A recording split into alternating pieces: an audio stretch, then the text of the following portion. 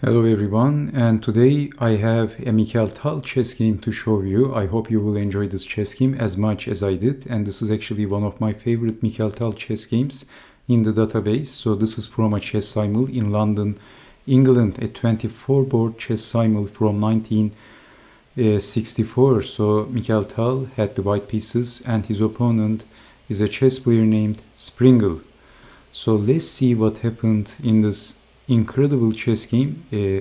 So Tal starts the game with d4, d5, and we have Queen's Gambit. Queen's Gambit declined, Albin Countergambit. So d takes on e5, and then advancing with the pawn up, so pushing the pawns very quickly, developing the pieces. Bishop to g4, and Tal castled. Bishop to d6, and then c5. So this opens the light diagonal, as you can see. So sacrificing a pawn, we have queen to b3, and black can't easily castle from the king side, and actually white can easily open this f-file as well, and it is going to be extremely dangerous for black. So queen to d7, and then knight takes, and Tal also opens the f-file.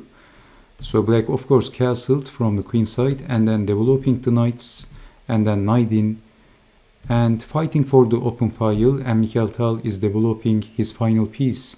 Bishop to e2, and if capturing the bishop, then black is going to push the pawn, it is going to be check, and then it is also going to be attacking the bishop on e2. So Tal didn't capture the bishop, and he played e6, double exclamation point. What a move by Mikhail Tal.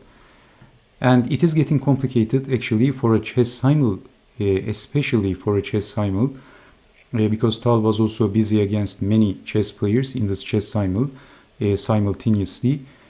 So he is actually playing quite complex against his opponent. So this is attacking the queen, and you can't accept the pawn. We have queen to d8. Of course, we are going to check out what happens if capturing the pawn. Can you see what happens? Then knight to d6, this is going to be a discovery attack to the queen, that's check.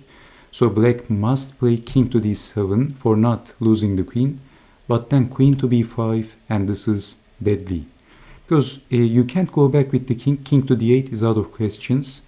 Because of knight takes on b7, forking the king and the bishop. So if c6, this also doesn't look very good, isn't it? Then knight takes on b7, and if capturing the queen, then knight takes, forking the king and the queen. And if bishop takes rook, then rook takes, and both attacking the rook and also attacking on b5. But black can capture the bishop and then defending the rook, and it is getting complex. Mind-boggling attack by Mikhail Tal, as always. So maybe black has to defend the rook or defend the bishop. It is getting complicated for a simul chess game especially. So you can see how Mikhail Tal's brain was working. It was very complex, and it was working very fine. It was working fine, most definitely. Okay, so we have bishop to e2, and then e6 by Tal, and black didn't want to accept Mikhail Tal's pawn sacrifice. Black played queen to d8, and then knight to e5 by Tal. Knight is getting in and also aiming on f7. So bishop takes, sacrificing the exchange. But how to defend? Knight to f7, forking queen and the rook. So we have knight to g6, and then knight to f7, and then queen to e8. And bishop to g3, defending the rook. Now Tal didn't want to capture the rook because his knight is extremely strong. And then Tal is placing his rook in the open, semi-open file, and attacking the bishop, and black must play queen to e7. So if defending the bishop, then we have this incredible attack. Queen takes bishop, absolutely madness. So if capturing the queen, then we have check, only move, and then check, one of the only moves, and then check, and basically there is no defense, and black is getting checkmated. That's knockout, lights out.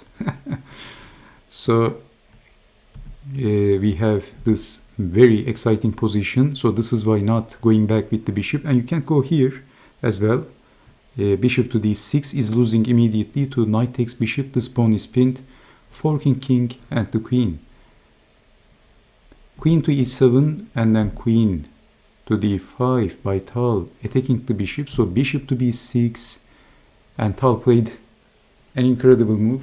What would you do if you had white pieces? So let me give you a few seconds. That's exclamation point, which means a very strong move.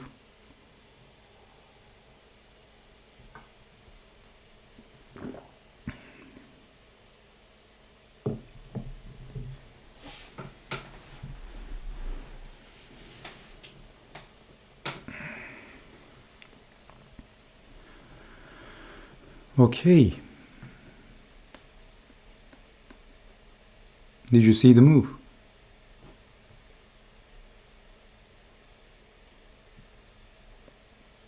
Bishop to a6, what a move. And how to defend. Actually, this is like a punch in a heavyweight boxing contest. We see d3, that's check for only saving time.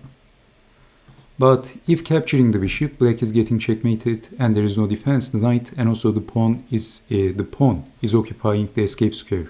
I'm also getting confused when I'm commentating Tal games. Tal's brain was working so complex, so complicated. He has some amazing tactics. Simply amazing. So bishop to a6. Capturing the bishop is out of questions. And if you push the pawn, we take, because this pawn is going to be pinned and threatening checkmate now. Queen takes on b7. Checkmate. So d3 check, king to h1, and black must defend because now white is threatening checkmate. So c5, but this is not defending. Defending with the queen. Now can you see what white can play here? Okay, queen to c6 and black resigned. Because if blocking, queen takes on b7 checkmate. And I mean, it doesn't make any sense, but if blocking with the queen, then bishop takes, the pawn is pinned. So bishop takes and then checkmate. Mikhail Tal, ladies and gentlemen, the magician from Riga. I hope that I'm going to show many more chess games of Mikhail Tal with this new style. I hope you enjoyed watching this, and if you have any questions, any comments, please don't be shy.